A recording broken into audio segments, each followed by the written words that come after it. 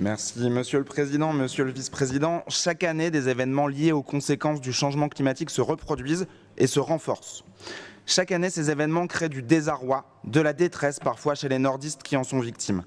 Chaque année aussi, les conséquences économiques de ces événements sont de plus en plus impactantes.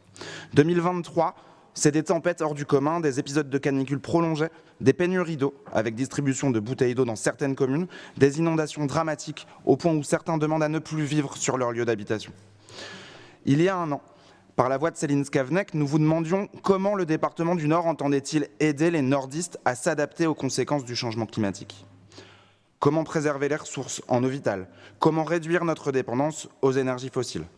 Nous vous disions aussi que s'il faut décider de construire un nouveau contournement routier pour desservir une nouvelle zone d'activité économique, qu'on dise ici très clairement, au moment où cette décision est votée, quels en seront les impacts sur le climat. Nous vous disions aussi que si le rapport développement durable devait rester sous cette forme de compte-rendu annuel de l'avancement de la délibération Nord durable, alors il convient le plus vite possible d'actualiser ce plan pour tenir compte du principe de zéro artificialisation nette, de la crise énergétique et de l'accélération de la crise climatique. À l'heure de ce rapport, développement durable 2024, peu de choses ont changé. Nous saluons sans réserve l'engagement et le travail des agents du département en faveur de la transition écologique, que l'on retrouve bien dans les actions présentées dans le volet administration durable de ce rapport.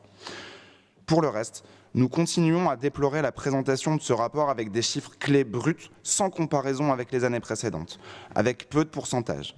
Seul élément de comparaison véritable, le bilan carbone du département, avec une présentation très positive de la baisse amorcée cette année, mais encore en dessous de l'objectif annuel de moins 6% d'émissions nécessaires pour atteindre la neutralité carbone en 2050.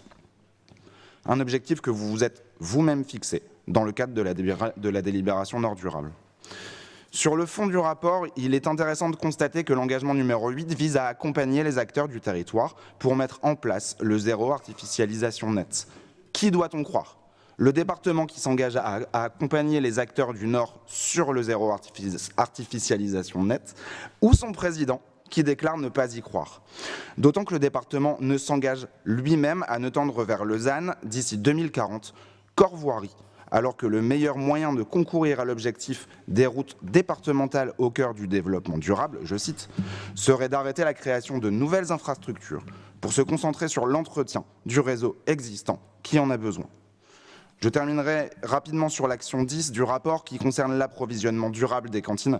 C'est l'occasion de vous rappeler encore la faiblesse de la part du bio régional dans nos cantines. 431 547 € en 2021 sur un montant total de denrées de 12,1 millions d'euros, soit seulement 3,5% en moyenne. Loin, très loin, des seuils fixés par la loi Egalim. Je vous remercie.